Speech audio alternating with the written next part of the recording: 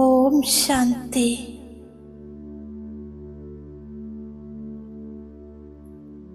ഞാൻ ഒരു ശക്തി പുഞ്ചമാണ്. ഞാൻ സർവശക്തിവാൻ ശിവപരമാത്മാവിൻ്റെ സർവശ്രേഷ്ഠ രചനയാണ്. ശിവന്റെ സർവശക്തികളാലും സമ്പന്നമായ ഞാൻ ശിവശക്തിയാണ്. ശക്തികൾ അസുരന്മാരുടെ മേലെ വിജയിക്കുന്നു. ആ ശക്തി ഞാൻ തന്നെയാണ്. ഞാൻ അസുര സംഹാരിണി, ആസുരീയ സംസ്കാരത്തിൻ്റെ സംഹാരം ചെയ്യുന്നു.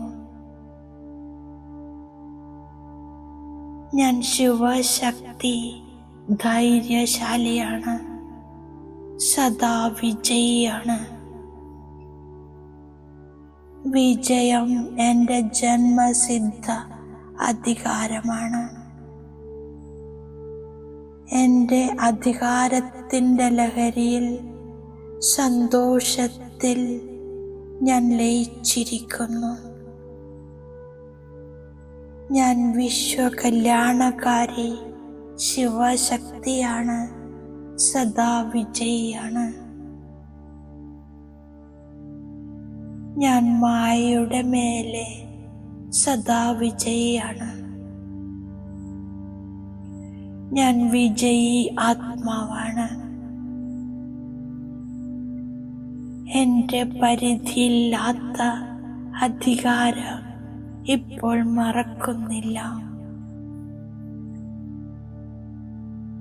സദാ ഞാൻ ഈ സ്മൃതിയിലിരിക്കുന്നു. ഞാൻ ആത്മാ അവിനാശി ബാബയുടെ കുട്ടിയാണ്. അവിനാശി പ്രാപ്തിയുടെ അധികാരിയാണ്.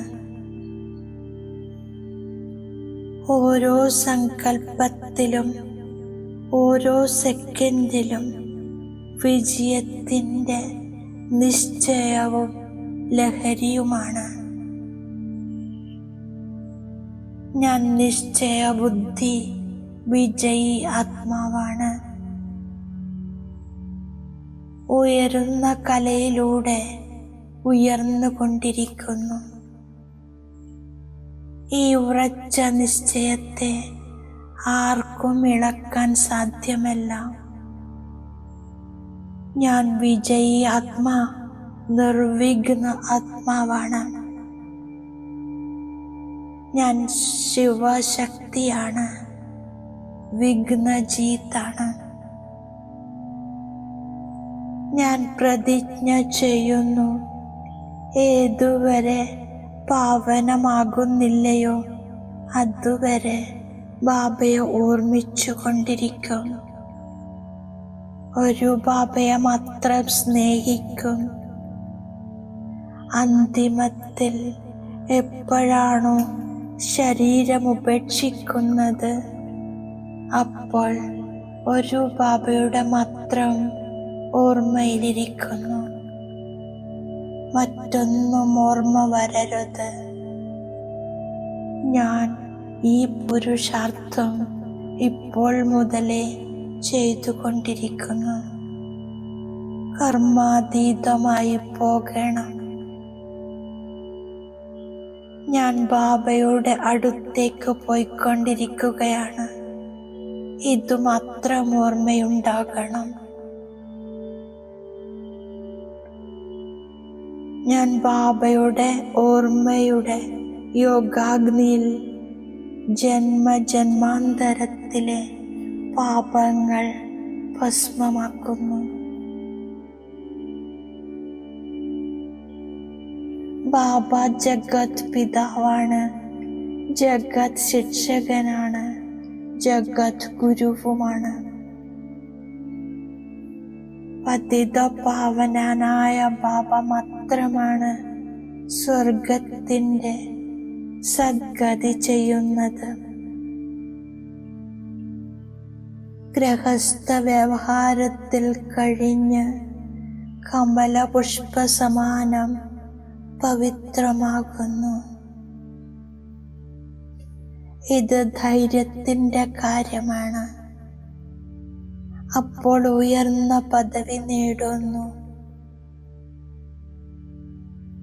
ഏതുവരെ പുണ്യാത്മാവായി മറ്റുള്ളവരെയും പുണ്യാത്മാവായി മാറ്റാൻ സാധിക്കുന്നില്ലയോ, അതുവരെ ഉയർന്ന പദവി നേടാൻ സാധിക്കില്ല.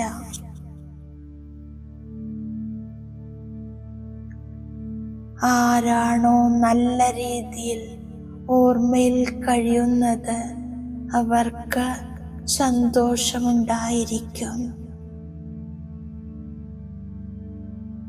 എപ്പോഴാണോ കർമാതീത അവസ്ഥയും നടക്കുന്നത് അപ്പോൾ ശരീരം വിടും, ബാബയുടെ അടുത്തേക്ക് പോകും. ബാബ പറയുന്നു, പഠിത്തത്തിൽ മുഴുകുന്ന പുരുഷാർത്ഥം ചെയ്യൂ. സ്വയത്തെ ആത്മാവാണെന്ന് മനസ്സിലാക്കി ഒരു ബാബയെ മാത്രം ഓർമ്മിക്കൂ. എപ്പോഴാണോ സ്വയത്തെ ആത്മാബിന്ദുവാണെന്ന് മനസ്സിലാക്കുന്നത് അപ്പോഴേ ബാബയുടെ ഓർമ്മ വരികയുള്ളൂ. ഒരിക്കലും ക്രിമിനൽ ദൃഷ്ടിയാകരുത്. ഞാൻ ശിവശക്തി പാണ്ഡവസേനയാണെന്ന ധൈര്യം വേണം. എപ്പോൾ സർവശക്തിവാനായ ബാബയെ ഓർമ്മിക്കുന്നത് അപ്പോൾ ആ ശക്തി പ്രവേശിക്കുന്നു.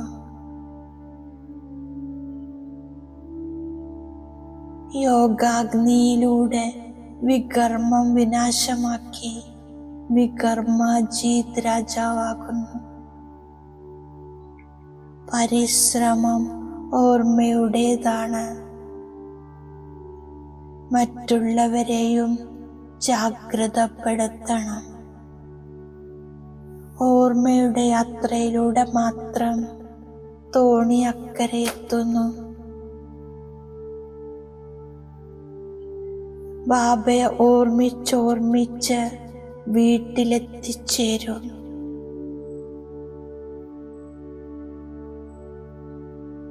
അവിനാശി നാടകം നടന്നുകൊണ്ടേയിരിക്കും.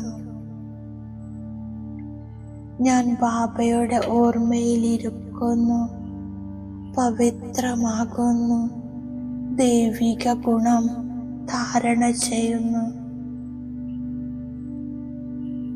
എത്ര സേവനം ചെയ്യുന്നുവോ അത്രയും ഉയർന്ന പദവി നേടുന്നു.